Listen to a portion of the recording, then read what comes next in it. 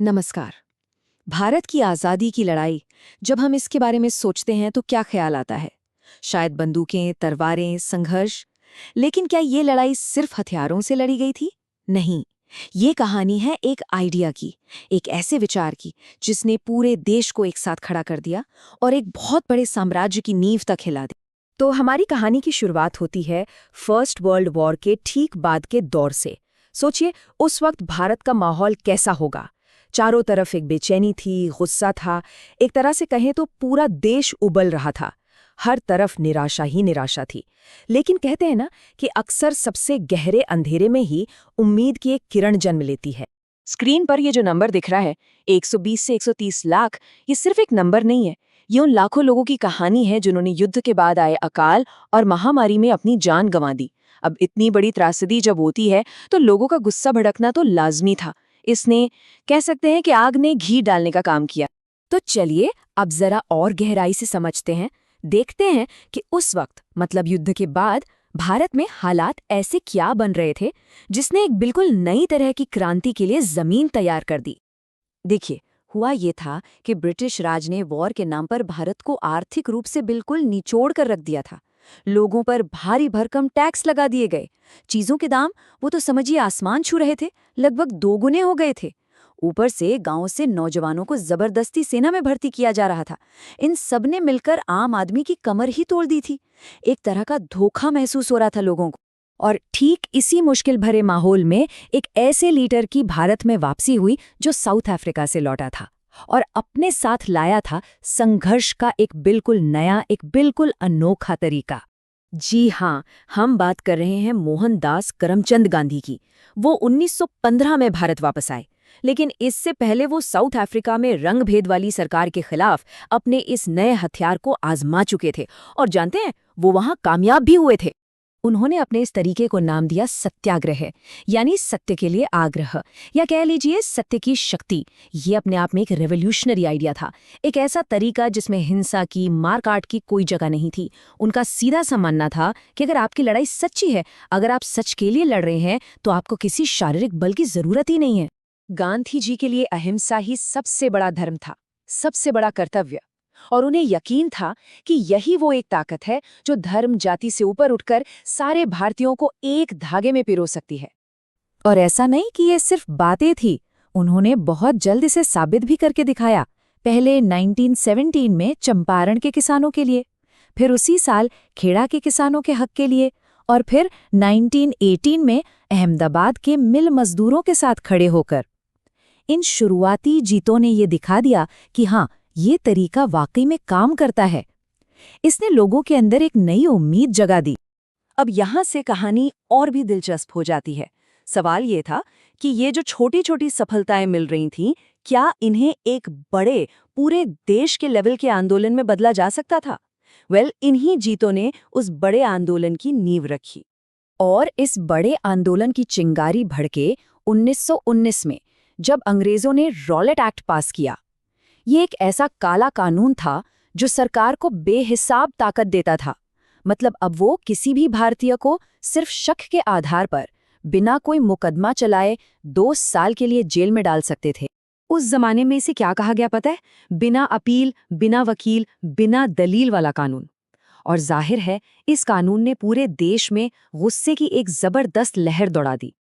और ये गुस्सा सिर्फ घरों में नहीं रहा, लोग सड़कों पर उतर आए। लेकिन ब्रिटिश सरकार ने इस विरोध को बड़ी बेरहमी से कुचला। और इसका सबसे दर्दनाक, सबसे भयानक उदाहरण हमें अमृतसर में देखने को मिला, जलियांवाला बाग हत्याकांड। अब इस भयानक हत्याकांड के बाद पूरे आंदोलन के सामने एक बहुत बड़ा सवाल खड़ा हो गया। सवाल ये कि जब सामने वाला इतनी क्रूर हिंसा पर उतर आए, तो उसका जवाब बिना हिंसा का इस्तेमाल किए कैसे दिया जा सकता है? और गांधी जी का जवाब था असहयोग आंदोलन, नॉन कोऑपरेशन। उन्होंने लोगों से एक सीधी सी अपील की, ब्रिटिश सरकार के साथ किसी भी तरह का सहयोग करना बंद कर दीजिए, सरकारी उपाधियां लौटा दीजिए, स्कूल, कोर्ट, चुनाव, सबका बाइकॉट कीजिए, विदेशी सामान खरीदना बंद कर दीजिए।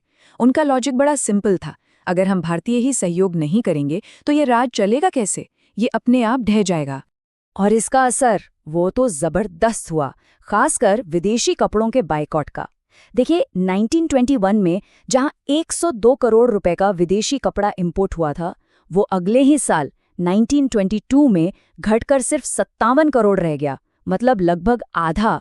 लेकिन 1922 में चौरी चौरा नाम की जगह पर एक हिंसक घटना हो गई। भीड़ ने एक पुलिस स्टेशन में आग लगा दी और जैसे ही गांधी जी को ये खबर मिली, उन्होंने फौरन पूरा आंदोलन वापस ले लिया। बहुत लोगों ने उनके इस फैसले की आलोचना की, लेकिन गांधी जी अपने सिद्धांतों पर अडिग थे। उनके लिए अहिंसा किसी भी कीमत पर सबसे ऊपर थी। ठीक है, तो असहयोग आंदोलन तो रुक गया, पर संघर्ष खत्म नहीं हुआ था। चलिए अब आगे बढ़ते हैं और देखते हैं कि कैसे ये लड़ाई एक और भी बड़े टकराव की शक्ल लेती है, और साथ ही इस आंदोलन को अंदर से किन चुनौतियों का सामना करना पड़ता है। अगला बड़ा पड़ाव आया 1930 में, और इस बार मुद्दा क्या था? नमक। जी, वही नमक जो हम सब इस्तेमाल करते हैं। सुनने में कितनी साधारण सी चीज लगती है ना? लेकिन गांधी जी ने इसी साधारण सी चीज को अंग्रेजी हुकूमत के खिलाफ एक बहुत शक्तिशाली हथियार बना दिया। उन्होंने वॉइसरॉय को अपनी 11 मांगें भेजी, जिसमें नमक पर टैक्स हटाने की मांग भी थी। और जब वो नहीं माने तो गांधी जी ने अपने 78 साथियों के साथ साबरमती से दांडी तक का वो ऐतिहासिक 240 मील का मार्च शुरू कर दिया। और वहां पहुंचकर समंदर के पानी से नमक बनाकर उन्होंने सीधे सीधे ब्रिटिश कानून को तोड़ा, और यहीं से शुरू हुआ सविनय अवज्ञा आंदोलन। पर जैसा मैंने कहा, आंदोलन के अंदर भी अपनी चुनौतियां थीं। एक बहुत बड़ा और गहरा मतभेद था महात्मा गांधी और डॉक्टर बी.आर. अम्बेडकर के बीच। मुद्दा था दलितों के राजनीतिक अधिकारों का। डॉक्टर अम्बेडकर दलित वर्गों के राजनीतिक सशक्तिकरण के लिए अलग निर्वाचक मंडल चाहते थे, जबकि गांधी जी को लगता था कि इससे हिंदू समाज हमेशा के लिए बंट जाएगा। इस गहरे मतभेद को सुलझाने के लिए 1932 में हुआ पूना पैक्ट। ये एक तरह का समझौता था जिसने सामान्य निर्वाचक मंडल के अंदर ही दलितों के लिए सीटें आरक्षित कर दीं, और इस पैक्ट ने उस वक्त राष्ट्रवादी आंदोलन को एक बड़ी टूट से बचा लिया। अब हम आ पहुंचे हैं 1942 में। दुनिया एक बार फिर वर्ल्ड वॉर की आग में जल रही थी, और भारत में अब ये महसूस होने लगा था कि बातचीत और समझौतों का दौर अब खत्म हो चुका है। और तब अगस्त 1942 में हमेशा अहिंसा की बात करने वाले गांधी जी ने आज़ादी के लिए अपना सबसे बड़ा और आखिरी आह्वान किया, भारत छोड़ो आंदोलन, और नारा दिया, करो या मरो। यह आज़ादी की लड़ाई का एक तरह से फाइनल कॉल था। अब या तो आज़ादी हासिल करनी है या इस कोशिश में अपनी जान दे देनी है। इस आखिरी आंदोलन ने ब्रिटिश साम्राज्य की जड़ें हिलाकर रख दी। हाँ, ये सच है कि सभी बड़े नेताओं को फौरन गिरफ्तार कर लिया गया, लेकिन पूरे देश में जो आंदोलन की आग भड़की, उसने ये साबित कर दिया कि एक विचार, सत्याग्रह का विचार, सचमुच एक पूरे राष्ट्र को जगा सकता है, उसे आज़ादी दिला सकता है। और ये कहानी हमें आज भी एक सवाल के साथ छोड़ जाती है कि क्या वाकई एक विचार में इतनी ताकत होती है कि वो आज भी दुनिया को बदल सके।